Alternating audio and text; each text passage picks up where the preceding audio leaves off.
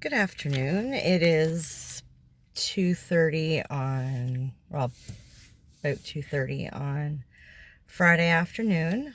I just dropped my youngest off at his dad's, and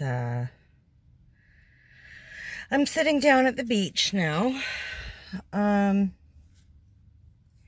really sure why. I just thought it'd be a interesting place to go to.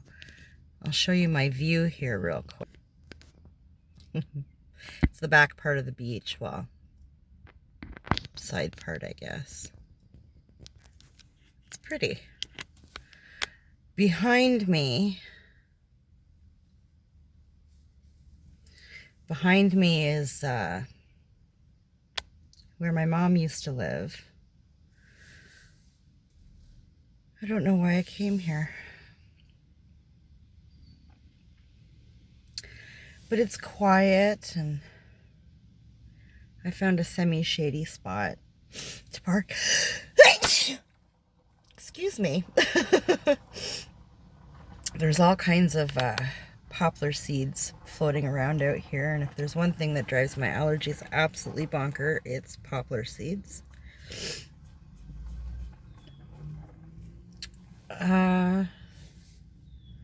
Lots of people heading down to the beach today. It is gorgeous out. It's got to be about 28 today. Yeah, beautiful day out today. So, it's been rather uneventful today. I don't know. All three of us, my two boys and I, jumped in the car this morning and took my eldest to work, and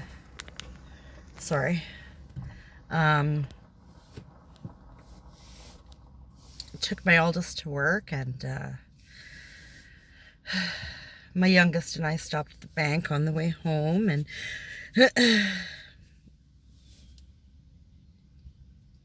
you know,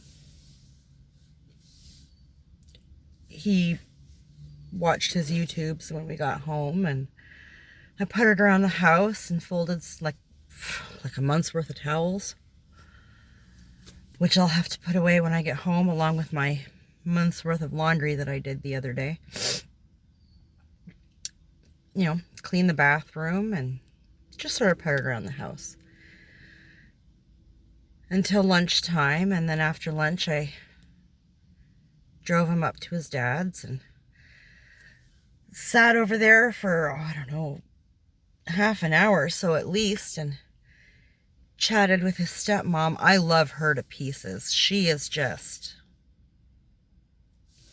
awesome. I'm so thankful that my youngest's dad found her. She's an angel on earth. You know, and she's really good for his dad, and treats my son like gold. And they have two kids, a boy and a girl, and they are just the sweetest things. She's a firecracker, the little girl. She is an absolute firecracker, but you know, she's gonna be like CEO of some Fortune 500 company one day. Or in jail, but I tend to lean toward the CEO. She is amazing. It's funny, she is actually the female version of my eldest when he was younger. Just a firecracker, run around, hair on fire all the time, and big attitude, and you know, says what's on their mind, and take it or leave it. It is what it is. I respect that in anybody. But and the little boy is just a cutie. He is like my youngest. It's so funny. You know, when my youngest was that age, he was, you know, all about mom and had to be up all the time and had to know where you were, and you know, it's good times. The three of them are so cute together. And so yeah, I sat and chatted with her for, I don't know, half an hour, 45 minutes, and I went to leave, and you know, she's apologizing. I'm sorry I kept you so long. Don't get a lot of adult conversation. I said, hey, neither do I. It's all good. If I wanted to leave, I would have left.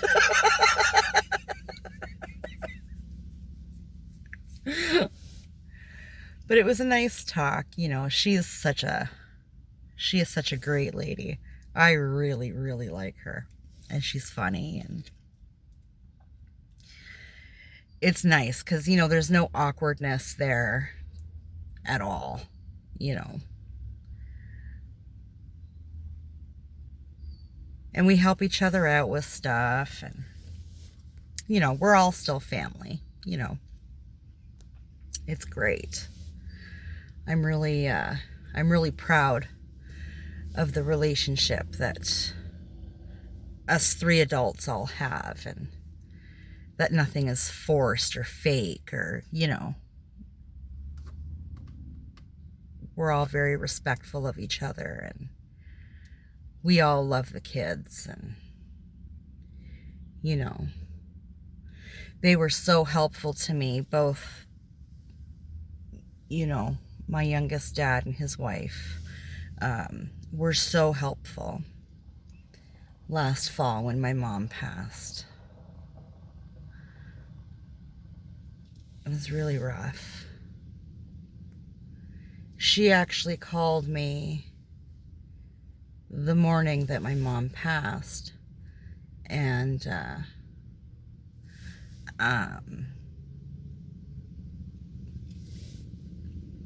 just by happenstance wanted to know if she could pick Matthew up earlier that day, because rather than, you know, our normal time, like after school,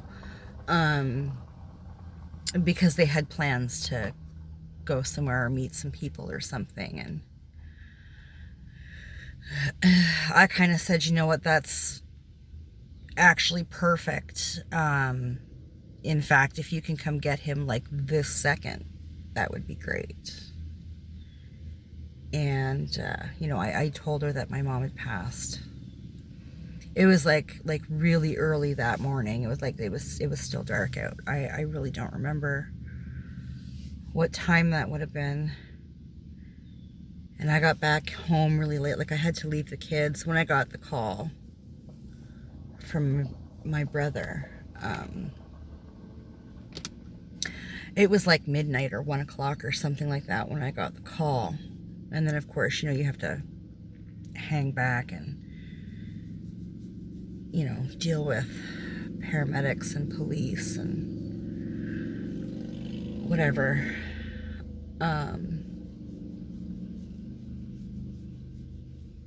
But it was a great big ordeal anyways, I'm sure you can imagine. And I actually had to call my buddy to come pick me up from my mom's because I was in no state to drive back home. So he came to pick me up and took me home, and I went in and got into bed with my eldest, and because of course I had to wake him up when I left and said, I'm leaving, this is what's going on, I don't know when I'll be home, so make sure your brother gets up and whatever, you know, don't leave him alone downstairs, kind of make sure he eats and all that kind of good, but don't tell him nothing, you know. And I'll talk to you when I can. So when I got home, it was really late, but like I said, it was still dark out. So I honestly don't remember. I never looked at the time. But I got into bed with him and, you know, told him, you know, Oma had passed and whatever. I need to cuddle. So I got into bed with him and cuddled and cried and realized that I couldn't keep him up. He actually had to go to work the next day. I told him he could stay home, but he wanted to go to work. So I went back to my room, and my eldest was so good. I don't even think I got up to check on my youngest. He got up and made sure that his brother ate and whatever. And I slept. That's what I do when I'm emotionally dead.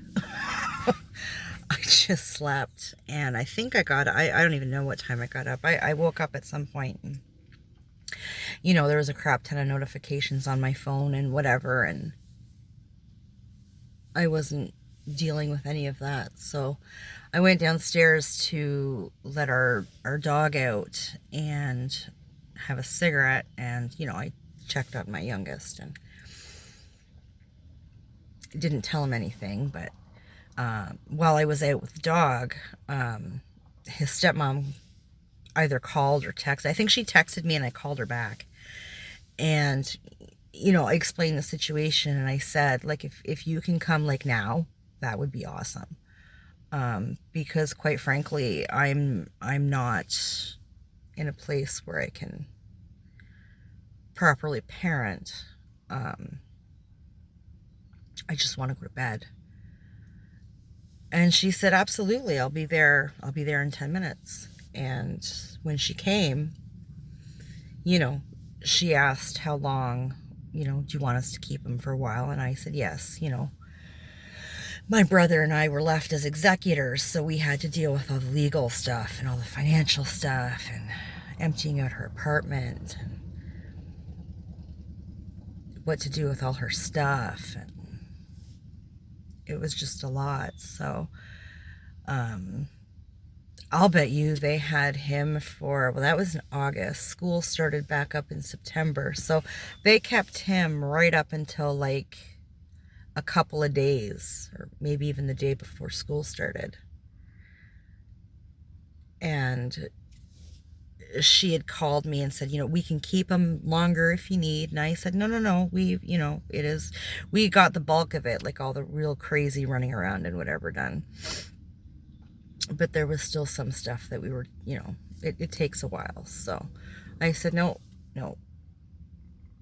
And so they were so good about all that, you know. They were so helpful. Watching this guy run his dog around in this little field in front of me. They're so cute.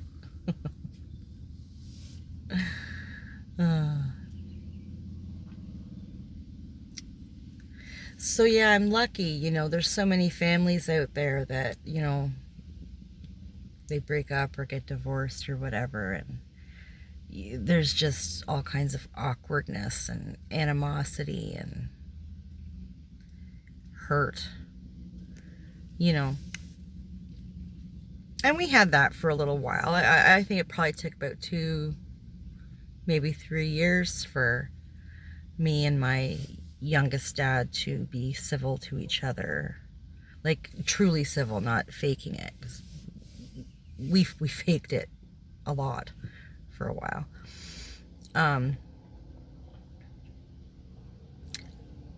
And his now wife, unfortunately, got put in the middle a lot, because it would be like, you know, like I would phone her and be like, okay, well, this is the plan and blah, blah, blah. And what, like, I just didn't bother to talk to his dad at all. It was just, it would end in an argument or whatever. And to me, it just wasn't worth it. So I kind of called her up one day and said, you know, I don't want to be that way. So you're going to have to be a middleman until he and I can pull our heads out of our asses and be grown-ups. Are you down for that? And she was like, yeah, for the kids, absolutely, you know. So she's a real trooper. But she never got involved in anything. Like, you know, I'm sure she had her 2 cents to say behind closed doors to him, but that's fine. You know, she's entitled, but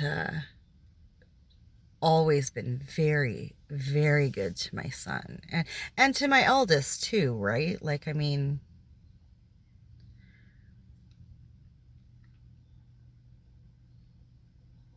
you know, come and pick up the youngest, and you know, if my eldest was home, it was always, you know, hey, how you doing? How's school? Whatever.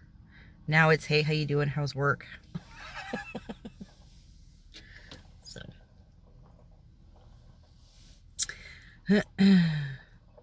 but I just thought I'd come and sit here for a little bit. And, you know, somebody's coming up beside me here. Oh, my hand. Sorry. Just didn't want a chance catching somebody on film because there's, you know, privacy stuff. So, oh man, it's really hard on my hands. Sorry. There's my finger. Oh, the camera's there. There we go. So yeah, I think it's nice when everybody can get along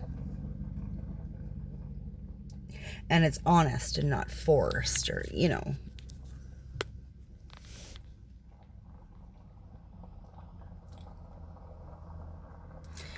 But I don't know. Let's see, I'm going to show you the other side here. Hang on. Let's flip it. There's the other side of the park. This is Canatera Park. And it's beautiful. And it's big. It goes right in front of me, right back. And there's all kinds of trails and bush, and then there's also like a couple of playground areas and like a petting farm. I doubt the petting farm's open right now. And a bunch of pavilions and stuff, and there's barbecues kind of scattered through the park, so you can, you know, come and have a barbecue and whatever. And then the beach is all along the other way. I'm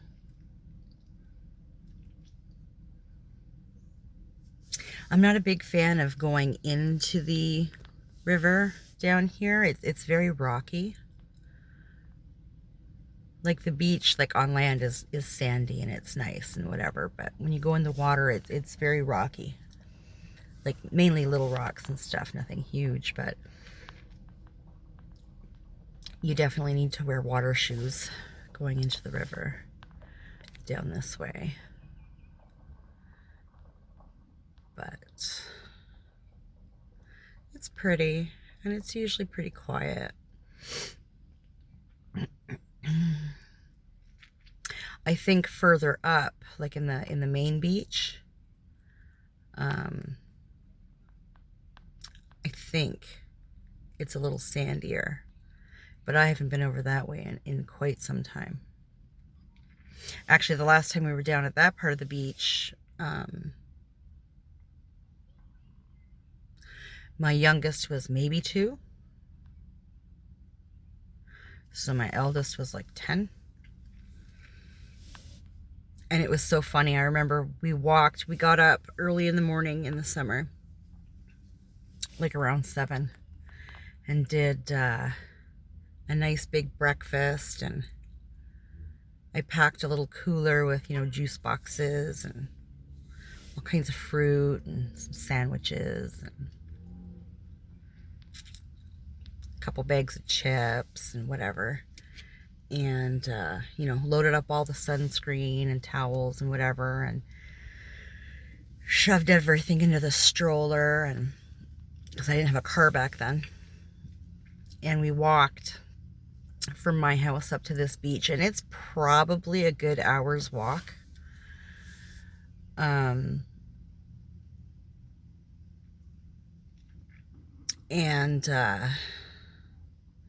when we got here, we walked over to the petting farm because it's all shade, and we sat at a picnic table and we ate. And they played at the park for a while. And, you know, got all lotioned up and everything and played at the park. And then we walked down to the beach and, you know, thought we'd go in the water for a while. Now, my then 10-year-old was a very good swimmer, so I wasn't too concerned about him. But I had said to him, because I had to stay more inland, of course, with the baby. And to my knowledge, I don't think he'd been to the beach before. I think that was his first time at the beach. But I said to my eldest, you know, just go out a little bit and I'm going to call you and you give me a thumbs up if you can hear me. So we did that a few times. When it got to the point where he didn't hear me anymore, I'd call him back, come in a little bit, he'd come in a little bit, I'd call him, and you know, he gave me the thumbs up. I said, okay, well, no farther than there. Don't go any farther because I can't come get you if there's trouble. And he was so good. He, you know, every now and again, I'd sort of call him. He'd give me the thumbs up, like, awesome. And the baby and I played in the shallows. But it was quite wavy that day. And, you know, the baby had his water floaties on and whatever, and little hat, whatever. And the water did not come up past my ankles. And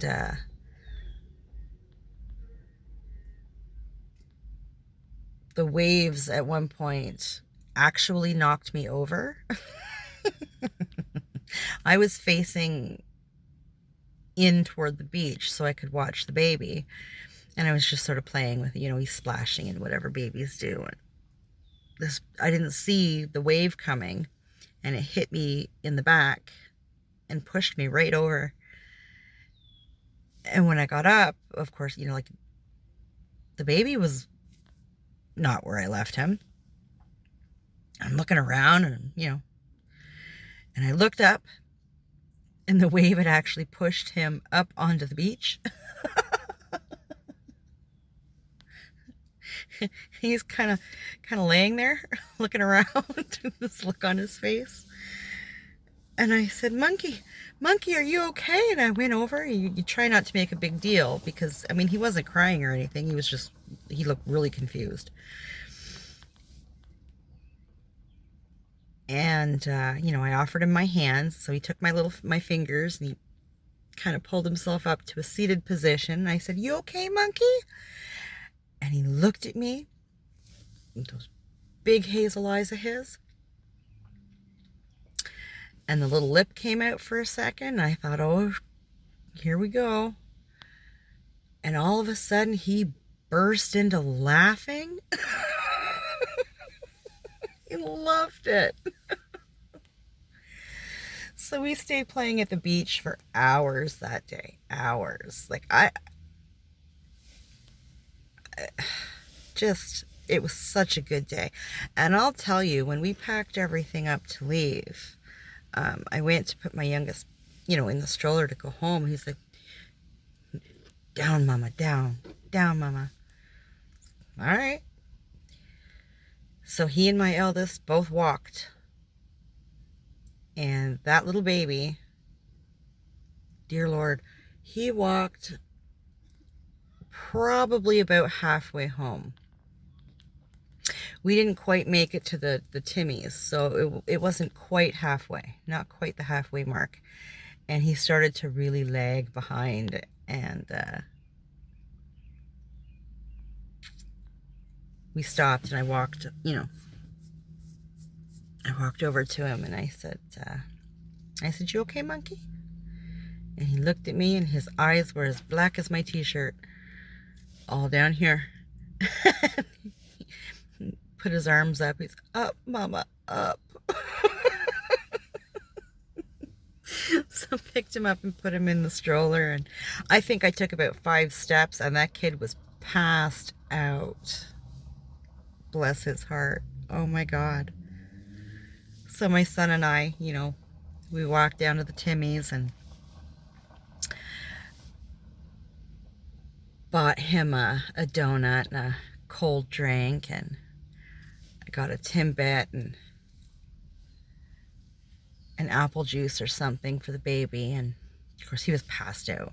And I got me a coffee. And we sat down for a minute to cool down because it was hot. And we've been outside. Like I said, we left the house that morning probably by, we were up at 7. So probably by about 8:30, 9 o'clock-ish. And so it was a long day. And we got home probably about 6 o'clock that night. So we didn't even do dinner. You know, I kind of threw a donut at my eldest with a chocolate, like a large chocolate milk or something. Or maybe it was an apple juice. I don't think he would have done chocolate milk on a hot day like that. And we cooled down a little bit in the Timmy's and walked on home. And man, I got that baby out of the stroller, up into bed, well, up, you know, up on into his room, and I changed his diaper, and I took a handful of wet ones and I just wiped him down real, because, you know, it's all full of sand and stuff. Wiped him down with the wet ones and put him in an undershirt and a clean diaper. And I did not hear from that child until about 6 o'clock the next morning. It was fan-flippin-tastic. So I did that, got my eldest into the shower, and he just sort of showered down just to get rid of the sand. And he went to bed. And I didn't hear from him until about 7 or 8 o'clock the next morning.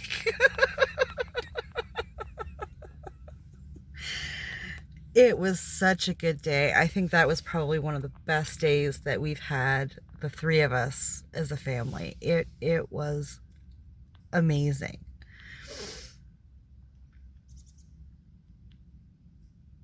Such a good day. But exhausting.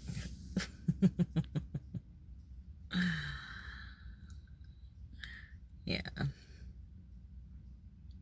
This isn't, I really, really enjoy this park. Actually, when I first moved here, I think it was actually my first summer or my second summer. I can't remember. Might have been my second summer. They used to do the air show. And we would walk down to the beach here. And like the main beach. And they, you know, everybody sit on towels and whatever and get a perfect view of the air show, because of course it's right over the water, so there's like nothing in the way.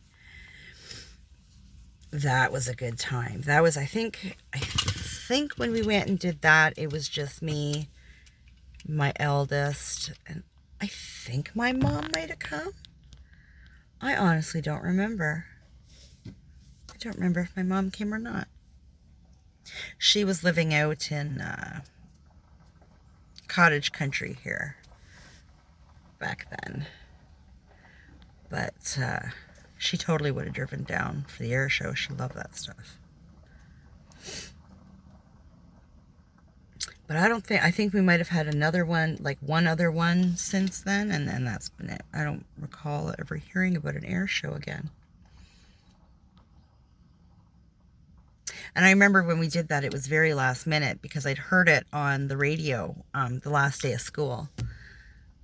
So I think I managed to get out of work earlier. I happened to be off that day. I can't remember. And as soon as my eldest got off school, it was like, all right, bud, we're going to the air show. Let's go.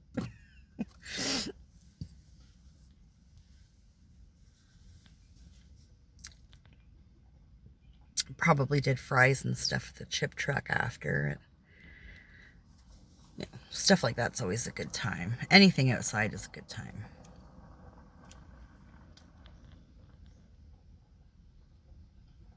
There's more people coming through here, probably looking at me like I'm crazy, sitting in the car talking to myself.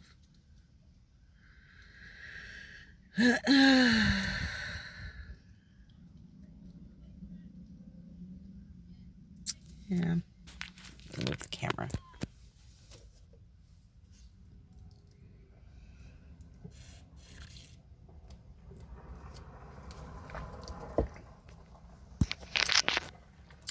to catch these people. Sorry, close up of my shirt there. It's alright, it's a nice shirt. So, yeah, I don't know. I just kind of felt like I needed to come here for a little bit. And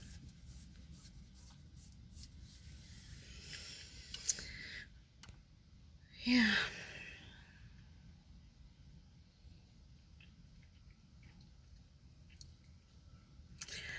Anyways, I don't want to be on here too long.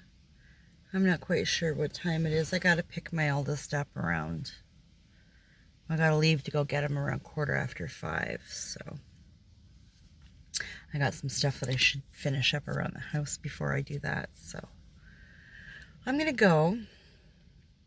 But hope everybody out there is enjoying the day. I hope the weather is as beautiful where you are as it is here. And talk again soon.